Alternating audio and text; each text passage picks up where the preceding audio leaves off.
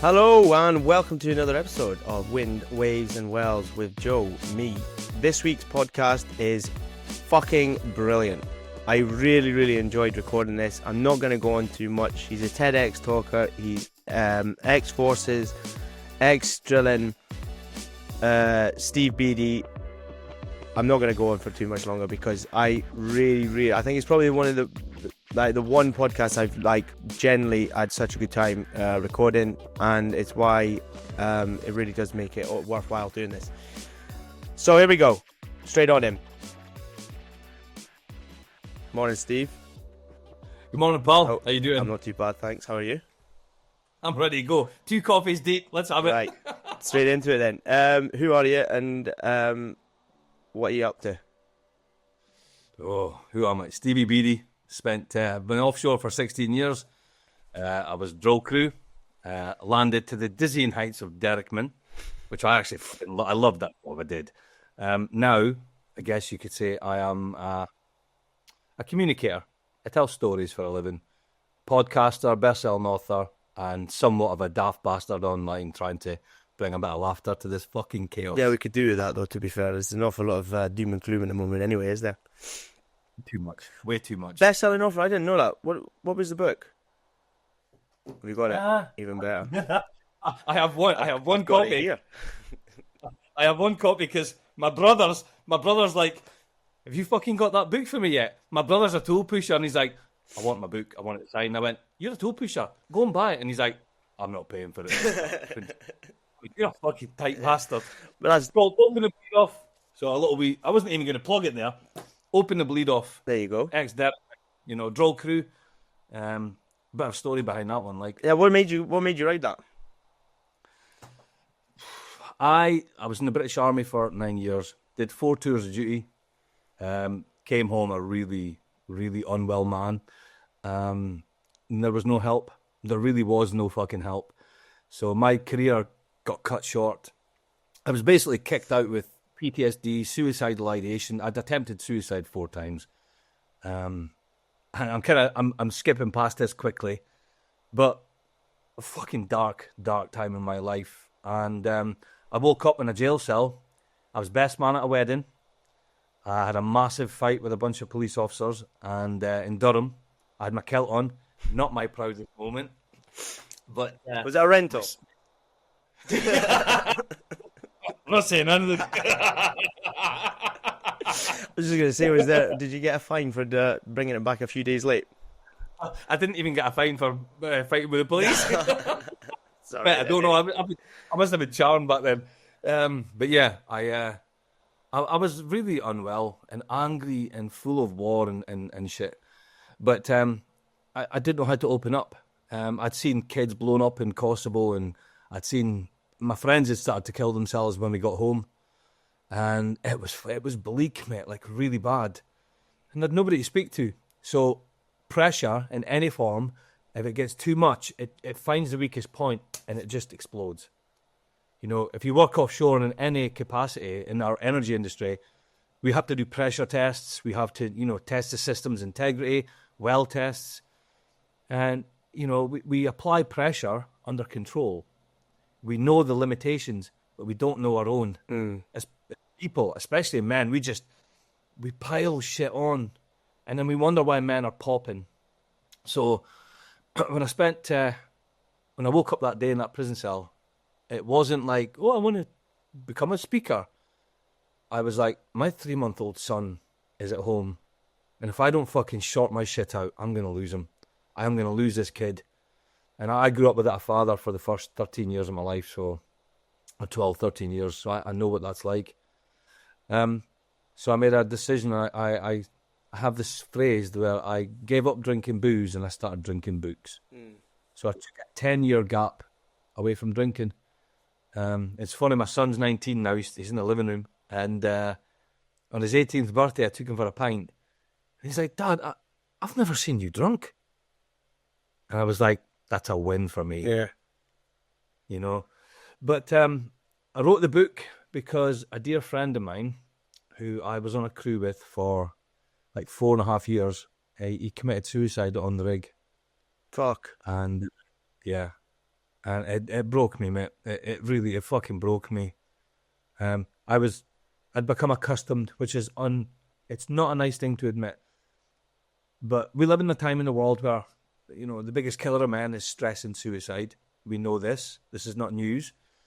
But even after all these years of helping veterans and families and men and women overcome this fucking demon of suicide and torturous thoughts and dark, depressing times, I wasn't expecting it to happen on an oil rig. It took me completely, it left fielded me, mate. So I was in the kitchen, and I was at home, and Jack was on his PlayStation. Sun was beaming through the window. I've got spaghetti bolognese on a cooker, glass of red wine, music's on. I'm like, fucking, what? I'm just fucking winning at life here. No, not really kind of struggling. I've got money in the bank.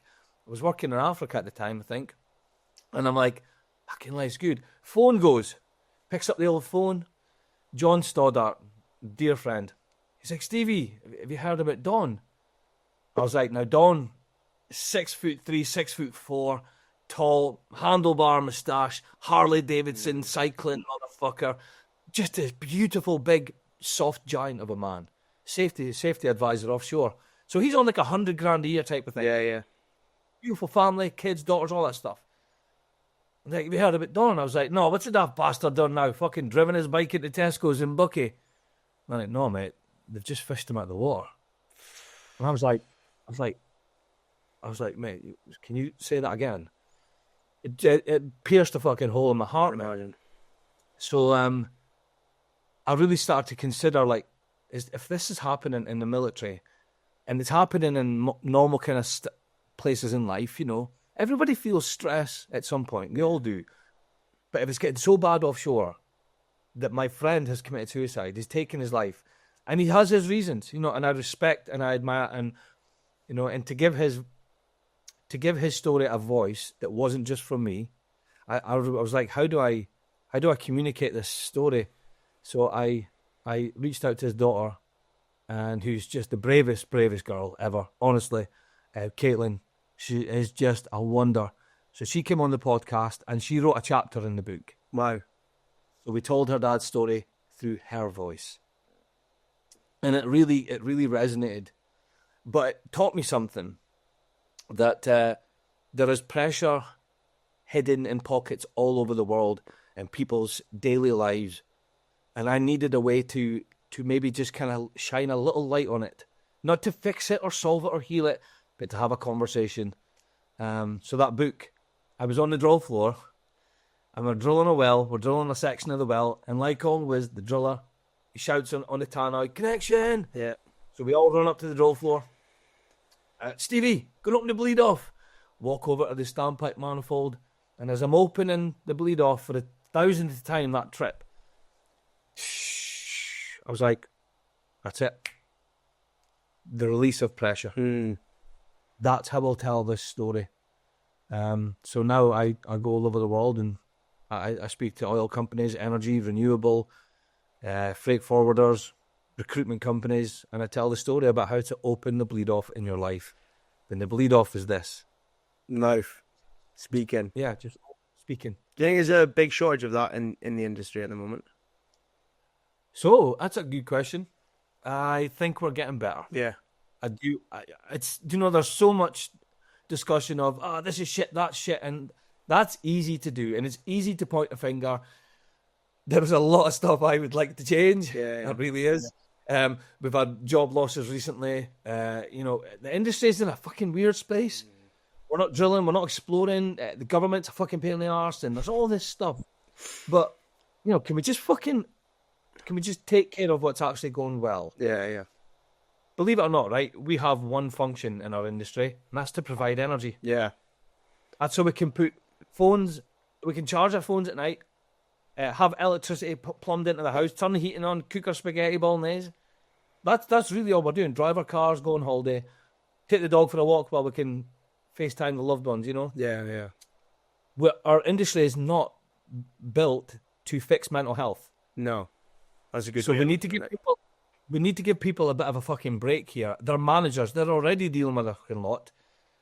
You add in DE and I, KPIs and fucking MBEs and whatever the fuck else you want to add on to. Fucking eyes. Yeah, I'm with you. They're just a person. Tracy in recruitment, or Jimmy, who's the fucking project manager. He's sitting there going, "Fucking hell!" Like, we need to give people a break and stop pointing fingers and expecting everyone else to fix it for them. What about you? What are you going to do for yourself today? How are you going to show up and be a better version of yourself? The reason I do what I do is because that day I woke up in a prison cell. It was a jail cell, not prison, jail cell. Just to clear that up, I was fucking criminal here. There was no HMP involved, no.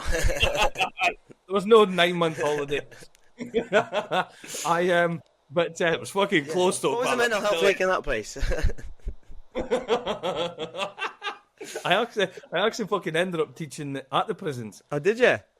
Yeah. What did you do? Selling point while you're behind bars at the time. You say, "Listen, mate, you ever looking for any chats?" No, I might not look like the kind of guy. Right now. Fishy. In my kilt. Why is his pockets outside his kilt? Yeah, mate, we're not having you back, pal.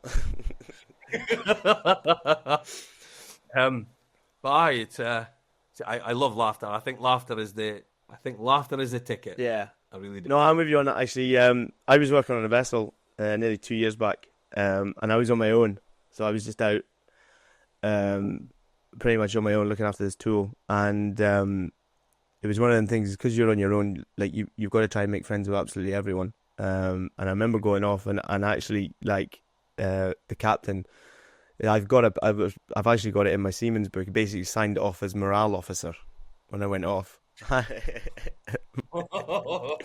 was like, yeah. I was like, he's like, mate, that's all I'm going to put you down. I don't even know what you're doing now. You have to be honest with you. Fair enough. Yeah. Oh. When you go back to when you're in the drill crew and that, how much do you miss that? Every day. Yeah. I miss this word camaraderie. It's just a strange word. I miss my pals. Yeah. I miss the boys, I miss the piss taking. I miss the, there's certain things that happen offshore. There's subcultures within all streams of life. So in the military, right, if something is like extra, it's called buckshee.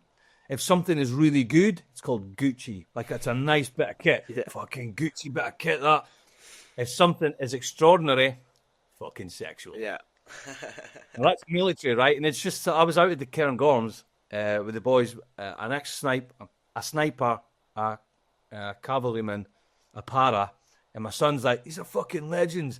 Every second word, do you want to see my Willie? That's sexual, that. And he's like, Dad, I've never known men to talk about willies so much. I went, welcome to the British Army, mate. Yeah. Drill crew is the closest thing I've ever had. Yeah. Is anything relatable to that. So there's a lot of things in life that people, their perception of it is kind of skewed. So reality is made up of two factors, perception and perspective. So your perception of the thing, this is how you see it. You might not be right, but that's how you think it is. That's perception. I think they're lying. I don't think they're a good person. I don't like this situation. It's not fair. Perception. Perspective. I wonder what it's like for them right now today to be in his shoes, behind that that drill and break, in charge of all these men. Fuck. That's probably quite a scary situation. He's got all that information going through his brain about the well. The phone's going every 10 minutes. He's got idiots out here laughing and joking, and his wife's probably giving him fucking 10 bells on the phone at night. I wonder what it must be like to be him. But that's perspective. Reality is being able to balance him in the middle of it all. That's not an easy thing to do. No. So, drill crew is it's the subculture that I love. The conversation between men, but really, we're all just fucking grown little boys having a fucking giggle at school. Very skilled at what we do. We're the best in the world at what we do, and we love doing it. We get paid very well. Not as well as we used to. Yeah, I know. That's the topic in itself. Yeah, but You know, it's we're grown men, we're adults, and I think we do a fucking brilliant job. And I put my fucking hands up to any man that steps onto a rig, whether he steps on one trip, one fucking day, or 20 years. You know, all the men in my family have been in offshore, all of them. One brother is a tool pusher, another brother is a company man, another brother is a HVAC engineer, my nephew is a crane op. You know, I did offer to get my son offshore, and he's like, no, I want to be a para. I'm like, fuck it, hell. Yeah. For now, and then he'll go offshore once he's done with the paras. Pretty much, I would imagine it, yeah. So yeah, drill crews, mate, you know, I miss it. I miss it. So you were 16 years, and was it just drilling you did? Yeah, 15 years on drill crew. Yeah. All over the world. Started on jackups with Noble Drilling. Then I did a couple of trips from Transocean Labrador. I was off south coast of England. Then back up, and I took one trip in the 40s, and I was like, I'll do one trip here. Everyone had heard about the 40s. Fucking fell in love with it, mate. Did you? I fucking loved it, mate. But I'm ex-army. I'm like this is fucking me. Like, I threw myself into it. Living in the South Truss, sharing showers with men at fucking 6 a.m. before getting on a helicopter. I don't know, mate. Do you know what because I've left the oil and gas industry? To be honest, we used to work abroad, Nigeria, places like that. My level of what you kind of dealt with really sank, especially in America. America's one of the worst places I've ever been. Like, one of the worst places I've ever worked. 12-man cabins, one shower between all of you. Nigeria wasn't much better. I think there was the POB was only it was only capable for 33. There was 109 of us on board. 36 of us sharing one shower in there. So my standards dropped massively. So to be honest, I was at one point where I was like, anything in the North Sea's a win. Anything was a win. Yeah. But yeah, I think now, and I was actually having a chat with my mate. He works offshore. He's away to Brazil today. I'm starting to get spoilt in the wind industry. Like, they are spoiling. Like, I actually had this discussion last trip I was off with a guy. Similar, he's been some absolute holes. Like, went in China, basically had no communication for 2 weeks with the office or anything like that. Yeah, sleeping in hammock. His boys doing the washing next to him and stuff. And he was like, the problem is now is if you start putting these youngsters through some of these nicer vessels, if you've got to send them to a hole, there's absolutely no chance they're doing their stint there. No chance at all. Like, the vessel I'm on now is, like, lovely. Like, you're on your own in your room. You might be sharing, but they're on the opposite shift. It's got a 5-a-side football pitch on it. It's got badminton courts. It's got sauna, gyms, the food. I pay for the food. Like, if the boy turned around and says, listen, John, I'm docking £5 to £6 a day off your food, fill your boots, mate, I'll give you 10. Like, it's like good, yeah. That good. The boy's freaking, he's doing his own beef jerky in the back. Give me a job on there, Paul. Mate, honestly, I was like, you kind of, and the thing is, but you notice it right through, like everyone seems to be a lot more happier on there. There doesn't seem to be any moaning. You know, obviously they can't complain about the welfare. You know, they've got Starlink when they're out there, and it's obviously having a good impact on the crew. Now, the vessel's not that old, so I don't know what it's going to be like in a few years' time, but if it's looked after well enough, which it looks like it is, like they're out painting it every day, then there's no reason why that morale can't hang about. And it's one of the big things, isn't it? If you put in a decent welfare in place, decent food in place, and the crew's all right, and let's say the money's not brilliant, sometimes you benefit off the fact that, okay, right, the money's not great, but at least I'm in a decent place. Yeah. And I think the problem we're going with oil and gas at the moment is the rates are horrendous, and they're made to go out to shitholes as well. You fill in the fact you've got this IR35, especially in the UK, that's screaming down all the contractors for it, because everyone seems to be a contractor nowadays in oil and gas. It's because you can't. It's not even a hire and fire anymore, is it? It's just a contract to contract basis. And you wonder how much longer it kind of goes on for before, you know, you can't find people to go out and do it. You'll always find someone. Will you find someone who's skilled? Probably not. But at the same time, like there's a guy I approached us a few months ago who's trying to get a start offshore, can't get a start offshore. And you wonder, yeah. So I'm not entirely sure what's going on, what the kind of situation is with the oil and gas sector in the UK. I think the government have made a total balls up with it. I think Norway are licking their lips and they're absolutely loving us. And to the point where they're even kind of saying like, listen guys, you guys need to kind of start doing some of your own drilling and stuff here. We can't keep supplying you all the time. This is yeah. I recently went off for a major. I won't say the name. It's the best client I've ever worked for. Good. And but I'm not out there drilling on a scope like that. I'm out there helping service the well-being of their teams. Yeah. It's pretty much the most well-recognized Norwegian. But I'm telling you, the way that they operate is incredible. Mm. And I'm watching it with eyes that have been in this industry, and I'm like, this is game changing. I'm like, the way that they take care of people, that even the guys that are there been for a while, the newer boys coming through, they're like, these new boys coming through that are complaining. I'm like, they're complaining because they don't have a perspective. Mm. You know? And that will come. That comes with time. You know, you can't just expect people to know stuff. But I'm watching and I'm like, I've never seen anything run so well, efficiently, safely. They're paid well. And I'm like, this is unbelievable. So watching what they do, it's fucking upsetting. I know. That we're not doing it. No, I know. And we've got all these resources. I mean, come on, you know, it's I'm actually I'm in the middle of, I've been working really hard. So my production company that I work with, the team, the studio, the last 5 years I've been kind of networking all around the world. I've been in Dubai, Qatar, India, Croatia, England. Kind of working my way to the other side of the North Sea now. Yeah. And I'm doing a speech in Amsterdam this year. There's loads of stuff going. I'm filming a documentary. Brilliant. And it's going to be coming out next. I'm hoping that later next year. Likely 2027, because these things just take time.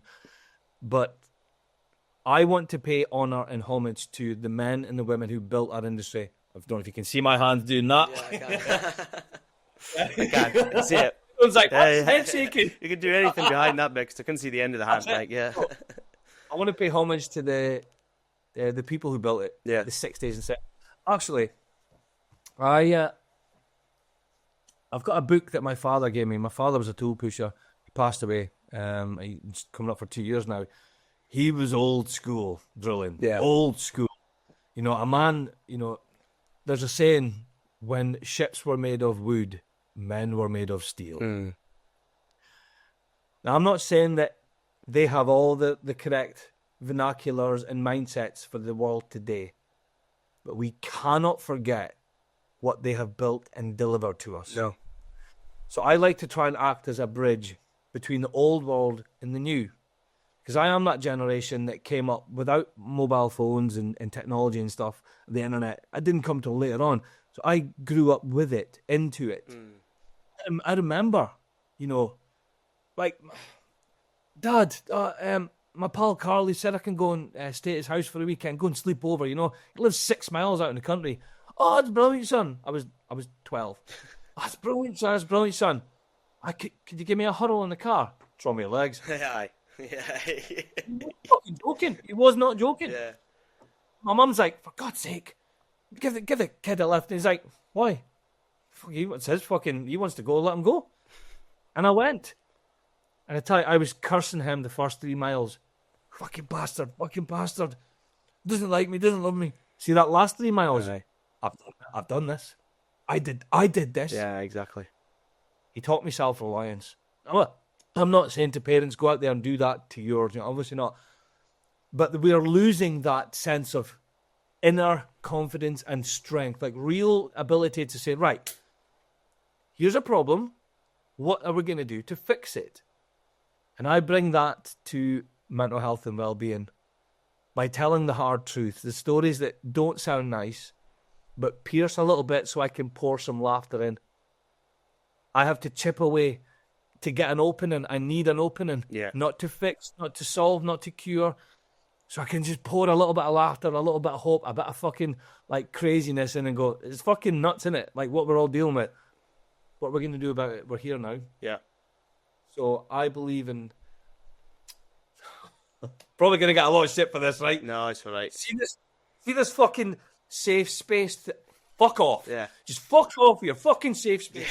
Because safe spaces, because they're feeling like they can't handle it.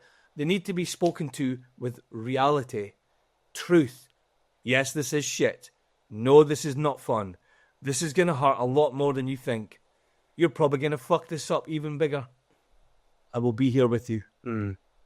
I will jump in the hole with you. I will dig you out of this hole with you, alongside you. You're not alone. But make no fucking mistake. This is a challenge. And we will do it together. I can't fix it for you, but I will stand next to you as you try to fix it for yourself.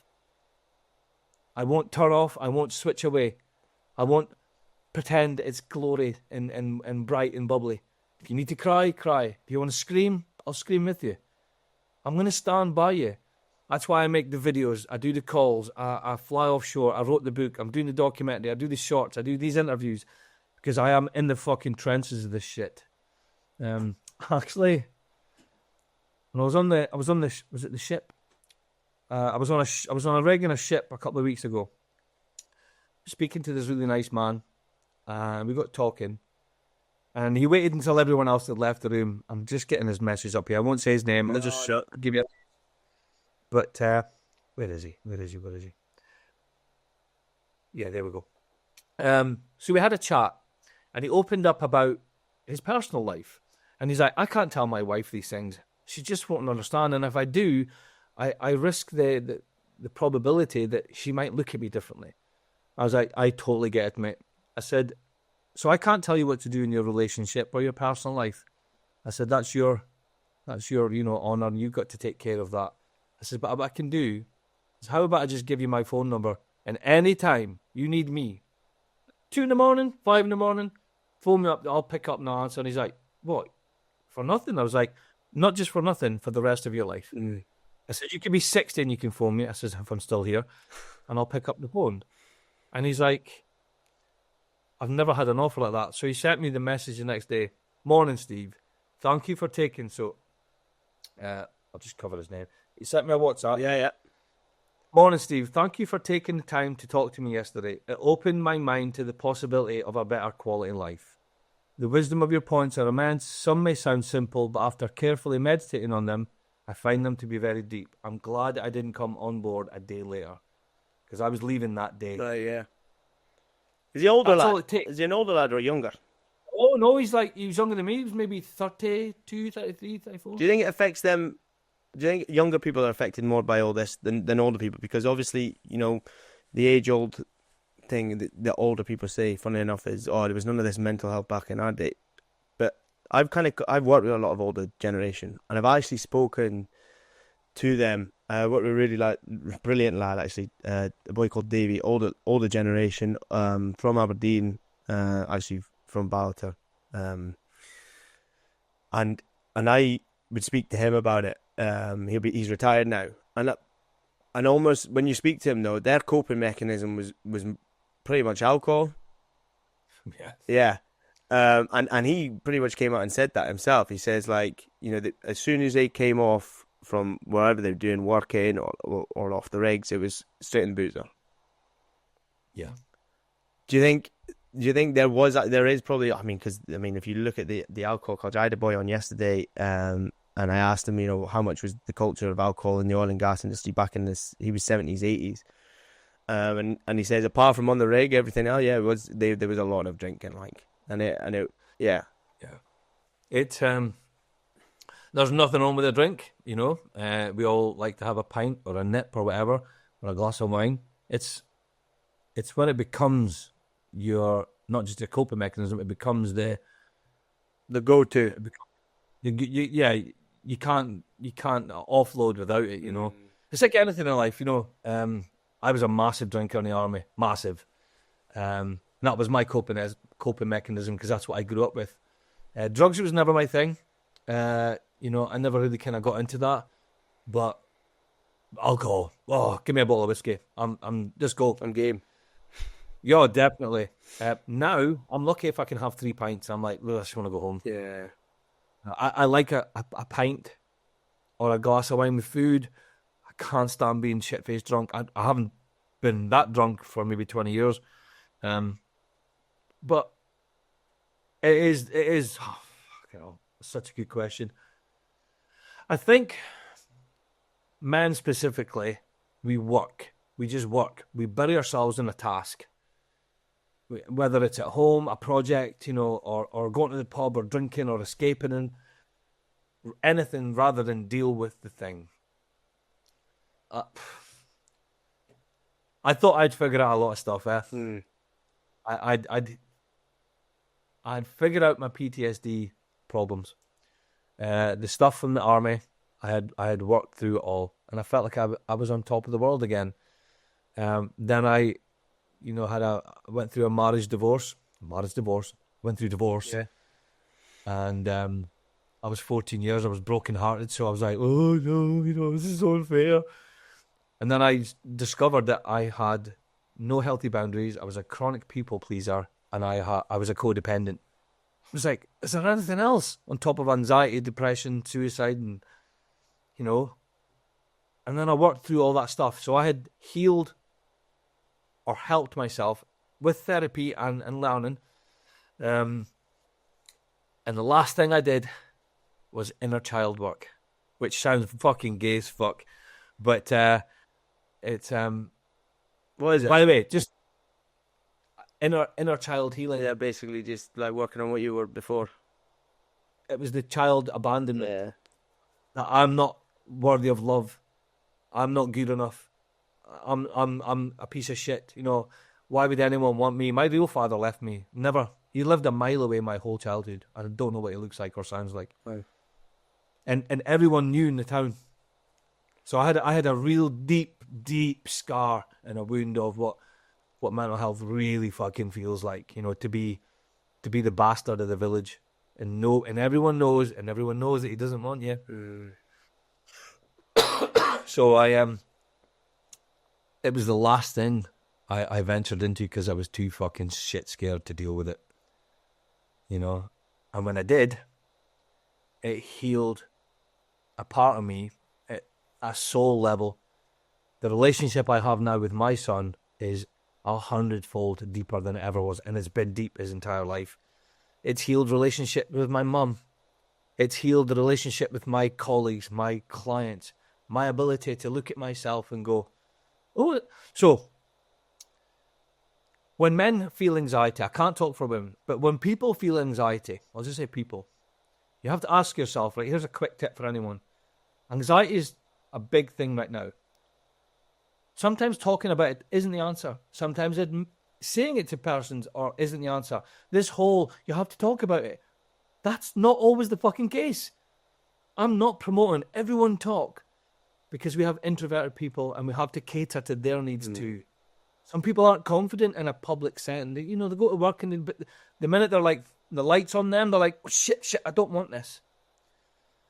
So for anyone that's like that, ask yourself, where is the anxiety? Where's it coming from? And instead of looking in, look out. Where the fuck is it? Is it that person over there? Did they remind me of something or someone that hurt me? Is it that person over there? Maybe they looked like the school bully. Maybe it's somebody, the way that they're speaking, or a tone that was the way my mum and dad spoke. There's always something that is the trigger point. If you ask yourself to look at, where the fuck is it? All right, it's there. Right, okay, now you can call it out, you can give it a name. It's that fucking thing there. Right. Now I know it. It's just a thought. It's just this thing, and let it have its little moment and then let it go. The world is not happening to you, it's happening for you. And if you can change that perspective, you can actually look at your life a little bit better and say, do you know what? I get to be on an oil rig. I get to be part of an industry that has provided all these millions of families with warm water. Like, people need perspective, right? Let's just put this back. The concept of a fucking shower, right? Yeah. We've only been able to have a hot shower for 50 years, maybe. Prior to that, it wasn't really a fucking thing. No. You got a lukewarm bath if you were lucky once a fortnight. right? And you had to fucking share it. So if you weren't first, you were bathing in shit, Aye, pretty much. Yeah, I remember that as well. That's disgusting. That. right? You know, you had to share the weekly bath with your siblings, you know. But you can just go and have a shower 2-3 times a day for a couple of quid. Come on, the fuck. Yeah, I know. I'm with you on that. Come on, can we just get a little bit? Oh, I'm hungry. There's nothing to eat. 7,000 fucking providers on a food app. Yeah. By the way, there's an North Sea in my phone. I didn't know you could do the moving background. Actually, I might do that. That's Banff. Oh, there we go. That was the Equinox a few years ago. I better hope there's nothing on there. What I was going to say, how much do you think companies could start doing for the people offshore, and not just offshore, actually onshore as well? How much more could they be doing? I think there's a little bit more we could do. So my vision, just the way I see it, 20, 30 years ago, just say 20 years ago, safety was kind of new. It was coming in because we were hurting men. We were sending them home with fucking lost fingers and fatalities, we need to do something about this. This is not good. So the culture took a swift upturn, and we have safety coaches, safety consultants, risk assessments, all that stuff. It's a much better industry. That's what I would like to see with mental health or well-being. Now, I do this thing where, quick answer is we can do a lot more by hiring well-being experts or, therapists. I don't know. We have what's called employee assistance programs, where usually you can phone up and get 4 free sessions. Now, look, that might not be the greatest thing, but it's better than nothing. Whether you use it or not is up to you. There's a lot more to that than most people would understand that's in it. It's really good. My vision, though, is there's a guy called Gary Vaynerchuk. I know Gary V. Yeah. I met him. Did you? I met him. Yeah, I met him, yeah. Where did you meet him? In America? I met him in London. Oh, did you? I met him in London, yeah. So I speak to his mate, D-Rock. All right. D-Rock put me in one of the episodes of Daily V. I was like, fucking yes! But I used to Snapchat. I don't have Snapchat anymore. I used to Snapchat when it was a thing, Gary V, and we would chat. And I asked him, I was like, can I quote you in my book? And he's like, yeah, you can. Cool dude, but he gave me some advice, right? So I've watched his career, hence the jets. Yeah, I was thinking that was actually one question in the back of my mind. I was thinking I'm going to ask about this hat because it's in a lot of. I've seen it in a few of your things now. I have a few hats, and they all mean something to me. Right. What's the other one? But I usually wear them until they're fucking. There's no resuscitating these fuckers. Cutting away and stuff at the front and all that. Yeah. Yeah. So I'm a writer. If you could take everything away from me, I could never do any work, business, or all that stuff. I will write for the rest of my life. It's the only thing I was half decent at. So I took up copywriting to help me get my business. I'm a trained copywriter. Right. I run an online digital copywriting department for the last 2 years. And I love it. I mean, God, there's one of my favourite ones is David Ogilvy on advertising. Right. Ogilvy is the original Mad Men. Madison Avenue. And I went to New York about a year and a half ago so I could go on Madison Avenue and take a photo there. Like crazy shit I do, What's my point in this? Gary V was going in. Gary V. Thanks, mate, yeah. So when I met him, I had and this ties back to offshore. He inspired me in a 30-second conversation. I had £7 in my account. I was overweight. My business was nothing. I was flatlining in a lot of places. And I'd begged, borrowed, and I managed to wangle a diamond level ticket worth $2,000 into an event, which I had to wait 3 days to get to the last speaker, which was Gary V. And I met him and I talked to him. And he gave me a piece of information and I used it. 18 hours later, I had got investment for a video, a 4-minute film, which is called Unspoken Wounds, which is still the highest viewed mental health video in the world for oil and gas and energy. And it was properly produced with Urban Media in Aberdeen. And I'll send you it. Yeah, It's a really good- definitely. And I use that. I think it got like 170,000 views in a week on LinkedIn. Brilliant. You know, and it's about our industry. So this thing about mental health, I look at different industries and different people to help my industry. So I'm like, what could art help me, and what could engineering teach me? What could the care industry teach me? And if you look outside, you can bring pieces back. You go, oh my God, it's so interesting how they do that. That's remarkable. So I used the oil rig to teach me about mental health, the bleed off valve, well integrity tests, the concentric ring of a well, how we work our way in the different sizes of the well structure, making the connection. You know, I teach how to overcome depression by using displacement. There's so many ways to look at the world differently. Yeah, I'm with you on that. I like that as well.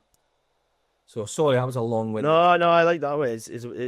I'm speaking to you, not you speaking to me. So I like it. I've got plenty to listen to. It's funny, right? I got like my dream job about 5 years ago, just before COVID, right? And I was like, yeah, perfect. 3 on, 3 off, Norwegian company. Started on the 1st of April, right?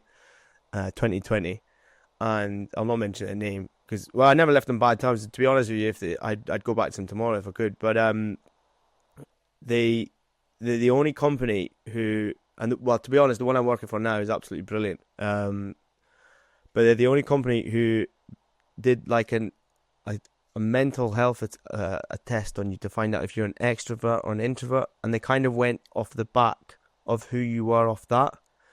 Mm-hmm. And I remember I was doing it, and I came after, and then I did did it with her, and then she spoke to us after, and then she had a chat with us, and I was like, I think I said to her after, I said, like, I've never experienced, I think by then I'd been offshore for eight or 9 years by then, and I was like, I've never experienced someone actually taking a bit of time to work out who the person was employing. Like, obviously I'm a contractor, so like up until now, the company I work for now, probably I've got no interest in leaving because they treat you unbelievably well, couldn't do enough for you. But prior to that, there was absolutely no interest in who you were as a person.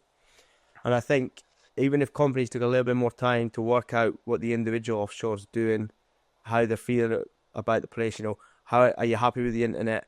Are you happy with the state of the accommodation? You know, are you happy with the food? And even if they could get a bit of feedback from the boys, and then they come back and they go, right, listen, lads, like these guys offshore clearly aren't happy with the food. They're clearly not happy with the Wi-Fi, or they're clearly not happy with the accommodation, blah, blah, blah. And I know I've had shite for it because boys have commented saying, oh, it's offshore and you know, back in our day, you know, but back in those days, it was accepted. And if you carry on allowing something to be accepted, it's the classic model of it just gets worse and worse and worse. And then eventually, you know, you're gonna have a severe problem offshore with guys, you know, just not coming out because they don't want to do it anymore. You're gonna lose a lot of people, and I feel like, you know, it's obviously now there's a lot more hassle coming in from the current regime that's in place that are basically demonizing the industry, which is totally wrong in my opinion. And that puts more pressure on the companies. We're now like, well, you know, we're getting hammered to fuck with tax. You know, how can we can't. So if anything, I think there's going to be a step back from them worrying about this, because there's almost like, well, we've got no money. Like, we're getting hemorrhaged. We're getting hemorrhaged by the government. You know, what is that, 70% tax now? Is it 75 or 78, something like that? I have 77, but yeah, 78, 7 days. I'm like, what the fuck? Could you operate like that as a family? But it's even like, it's like simple things like, right, okay, government, like, instead of hammering them in tax, why don't you turn around and go, listen, lads, we don't want to hammer you with tax. We want you to take the tax money that we would have taken on you. We want you to invest it back into the infrastructure, right? Yes. We want better well-being. We want this, that, and the other. You can produce more, and then you're going to get your tax in the back. But it's like no common sense in anything nowadays. It's vacated the conversation. It's gone. It's gone. Sailed down, never like Boromir in the Fellowship of the Ring. It's gone. It's yeah. You know what? That's my favourite trilogy, actually. Fuck me. You're a really good company. I've got a table in my living room with a fucking one-off Lord of the Rings book. Brilliant. Mate, honestly, aye. So yeah. We'll have to do an extended edition one day. Just book out a day and just fucking mong on extended versions of Lord of the Rings. Yeah, one does not simply walk onto a podcast. No, they don't. Mel Lord. Yeah. You're 100% right. I love what you said there. If you could invest more into mental health, the thing with Gary V, I've just remembered, is he employed a chief heart officer. And her sole job is to make sure that the entire company is feeling good. Brilliant. I watched a safety rep medic on the rig. Oh, he was on the ship that I was on. And I know this guy. He's a lovely bloke, hard-working man, a lot of respect for him. And he said, look, if you're seeing something and you don't quite like it, put a card in. He says, and I don't care what level it is, if we can improve it, we will do our best to accommodate that. And he said, we had a guy the other week put in a card, and he says, you're going to laugh at this, but we accommodated it for him. My chips were a little bit cold. Everything's great, and this is the only thing I can complain about. I'm not complaining, but like cold chips is kind of a bit of it is. Cold chips are like, you go to McDonald's, they're like, fucking chips are cold. Yeah, I know. You're not complaining. There is a standard. You expect a higher standard. I want, it's fucking nice. So they did. And nobody batted an eye. They're like, if we can make your chips hotter for you, mate, if that's all it takes to make your day better, then we will fucking do it.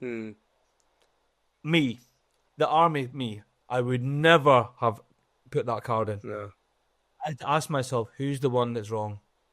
Me.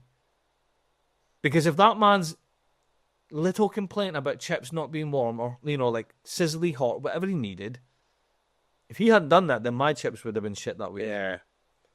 Like you're saying, it starts at the tiniest fraction. Yeah. And it does. It's like cancer. And it spreads. If you don't catch it early, it's fatal. Yeah. Now, mental health is... mental health is everything. And at the same time, we can't just lean into it for everything. We have to be able to look at ourselves and go, right, okay, that's good. We have to take care of business here. This is the best industry in the world, as far as I'm concerned. And it's run by the best people in the world trying to do the best they can. There's nobody inside our industry trying to fuck our industry over. Not really. The government are fucking decimating it. And I will fucking stand on my shoulders and say that. They are fucking us over. And it's not fucking right. Never mind fair. They are the cancer, in my mind. Yeah. I totally agree. 100% agree. I always say, I go into the cows come home about it, but the person that's being put in charge of it has never worked in a proper company a day in his life. He's a career politician. Yeah. And he's like originally a banker or something. How can you put a banker in charge of probably the most important industry, in my opinion, in the economy? It is, because if you have a good source of energy, if you have cheap energy, everything comes off the back of it. Everything. 100%. Your business goes off the back of it. People's livelihoods get better. There's more money in people's pockets. And that comes onto so many other things off the back of it. But for me, and I put a post out and it did the rounds a couple of weeks back. It doesn't make sense what's going on. I don't understand what's going on. So look, green energy, cleaner energy. I'm all for alternative energy. Alternative, right? I don't give a fuck what you call it. Is that what you call it? Alternative? I call it alternative because I don't think it's green. I think I've got nothing against it. I work in it now. I've got nothing against it, but I don't think it's green. Yeah, but now, never extend your reach. What was it Sean Connery said to... Ramirez said to Conor McLeod in The Highlander, never extend your reach. If your head comes away from your neck, it's over. Yeah. Like, don't stretch too fucking far. Aye. So that's how Hitler lost the war. If Hitler didn't exceed his reach, he would have won. Hands down. 100%. Now, we had a small fraction of time to take to manipulate that failure on him. He got so egotistically ahead of himself. Let's carpet across Europe, and he stretched his resources so fucking far that he couldn't actually provide resupply to everyone in the front line. Yeah. And he lost. So we had a small window of time. That's what we're in danger of doing to our industry. Yeah. We're stretching so far for this clean, green alternative thing. We're forgetting the stuff that is right here now that needs drilled to provide homes with energy, to provide jobs, security for the future. The Japanese, when they make an investment, they ask themselves, how will this benefit my great-grandkid? The money and the investment, the resources and the time that I'm investing in this now, will it recoup for my great-grandchild? We don't even think about next week. Mate, we don't even think it's about funny you this. say that. I've said that so many times. If you look at the Chinese at the moment, right? And there's a book by Ray Dalio, Changing the World Order. Chinese at Ray the Dalio, love him. Yeah, well, he writes in his book, I think they call it the 800-year plan. We haven't got an 800-minute plan in the UK, let alone an 800-year plan. Where the Chinese, they've got loads going on. They've got the wind, they've got the cold, they've got all this, and like everyone goes, yeah, but they're doing it. But they know you can't just switch off the light and expect another fucking generator to kick in. It doesn't work like that. 100%. And we need a long-term strategy here, and shutting down stuff and then going down to the point of we're just going to start exporting it all, and then we're, then what? Oh, fuck, dude, you're absolutely goosed. Ray Dalio created a system called asymmetrical risk-reward. It's an investment strategy that hasn't lost money in 29 years. So there you go. Right, that's somebody that I think on year he's made 28% return. That's incredible return. That's someone that you should pay to. I think he's actually the investment strategist for all of China. Oh, is he? Yeah, he owns a company called Bridgewater Associates. Yeah.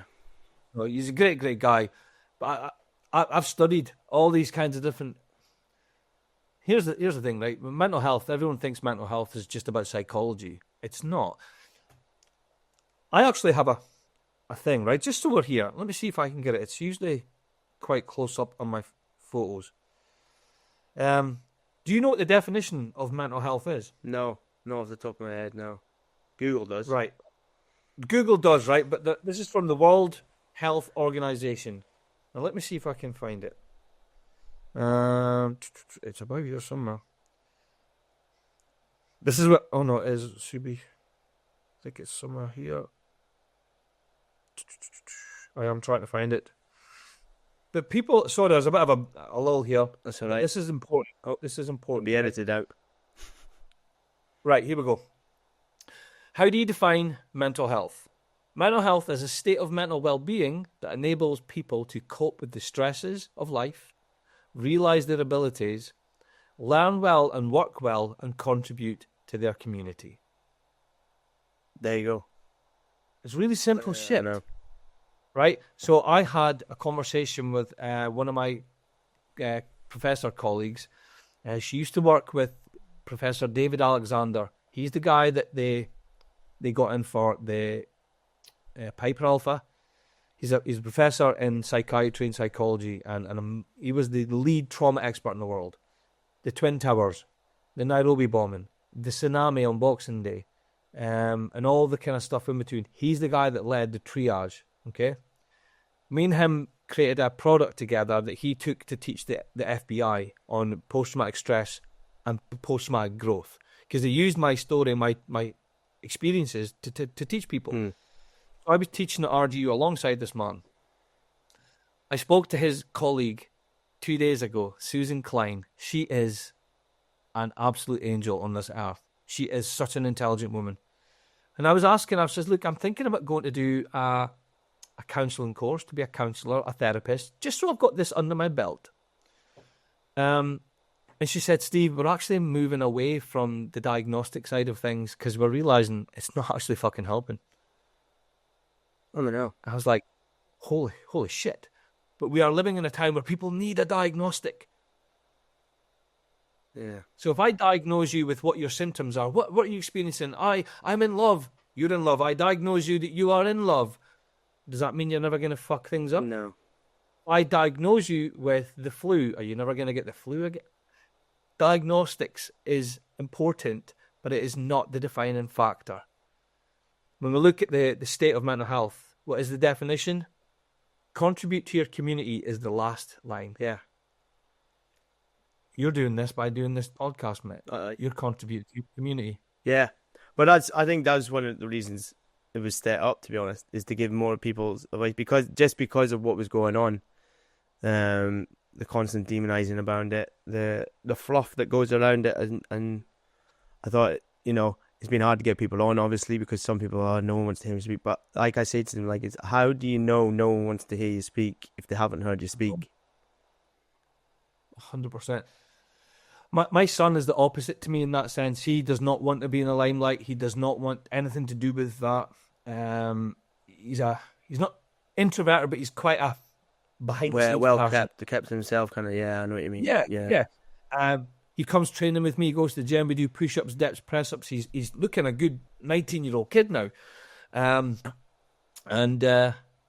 when he was young, he taught me one of the best lessons ever.